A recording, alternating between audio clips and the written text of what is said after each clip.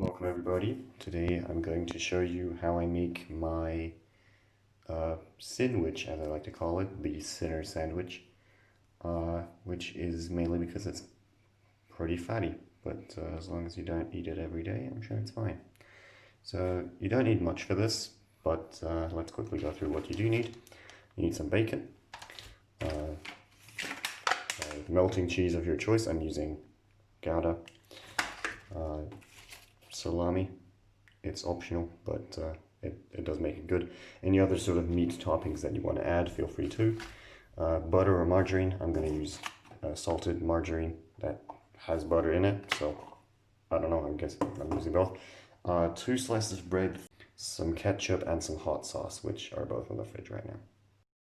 Okay, get yourself a pan that's big enough to hold all of the bacon that you're going to be making at once. I found that 2 to 3 strips of bacon are perfect for one sandwich, so if you're making more, add more bacon.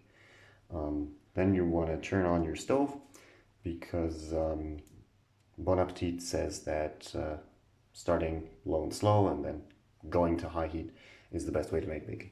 And I've tried it, and I find that it's better than starting with a hot pan. So yeah, turn it up to like medium heat or something. This is probably fine. This is not a precise science, so just sort of go at your leisure. And yeah, you don't need to do anything else. Just sort of fry the bacon and flip it when it starts bubbling. I'll meet you back then.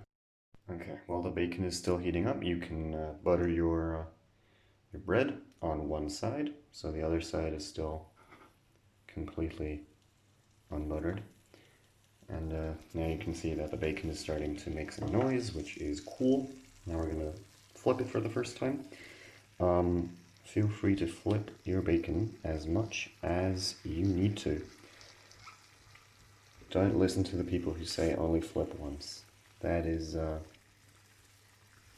tip that only the gods who know perfectly how brown their bacon is and can cook it perfectly need to follow. Us mortals can flip our bacon as much as we need to.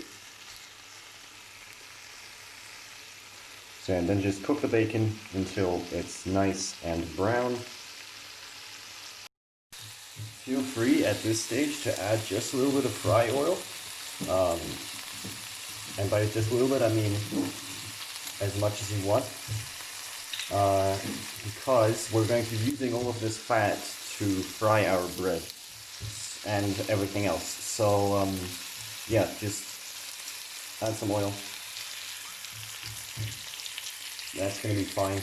We're going to be using all of this, but it's going to make the bacon taste just a little bit better. It's also going to make the situation more dangerous, so be careful.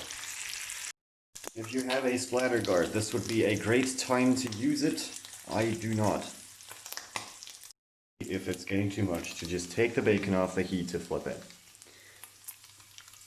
I just did that, but I forgot to film it.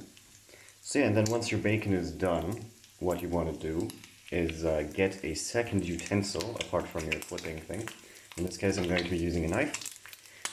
And pick it up and let the fat drip off into the pan. And then put it onto a plate to the side. Ow, yup. Okay, I'll do that. I'll need 2 hands for this, and I'll see you in a bit. Alright, welcome back. What you should have now is a pan full of hot oil and a plate with some bacon and some unfried bread and a little bit of panic, which is normal. So now what you're going to do is you're going to take your bread buttered side up, and you're going to put it in the pan and fry it. Both of them. And now we're going to be, while this fries on this one side, we're going to be assembling our payload. So start off with some cheese. Okay, start off with 1 slice of cheese, 2 if you're feeling decadent. Take your bacon, put it on one side of the cheese. Okay? And then we're going to be adding salami, which I need to open. Add salami to your liking on top of the bacon. Okay, there we go. Fold it over. Squish it a bit so that it sticks better. That's your payload. Now, you can check your bread. How's it doing? Ooh, that's very nice. Now you're going to flip your bread. It's actually quite hot. quite dark, darker than I usually do it, at least this one is. So I'm going to turn down the heat a little. And now you want to just take your payload and put it on the lighter one. Right? So just pick whichever one is currently lighter and put your payload right on there. Try and get it centered. And now we're going to quickly take your ketchup and hot sauce. So take your ketchup first and add it onto your darker slice. Then take your hot sauce and add it to, there we go. Now use whatever you have to spread this and spread it on here.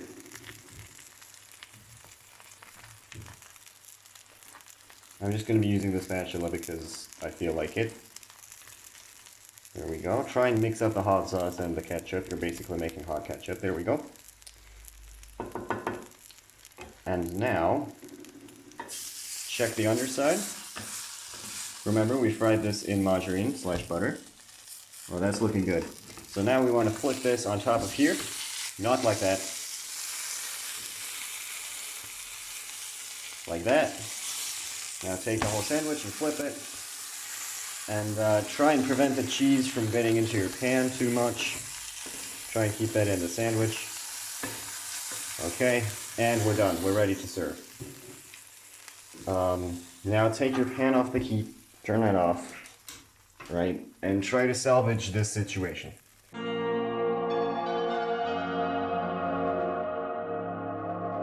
So, anyway, now with preliminary cleanups taken care of, let's take a look at our sandwich. It's looking quite nice. And we're going to cut it down the middle to get that beautiful, beautiful fatty cross section. Look at that. Look at that. So your success may vary, especially the payload is always a little dangerous, but the result speaks for itself. Time for the test.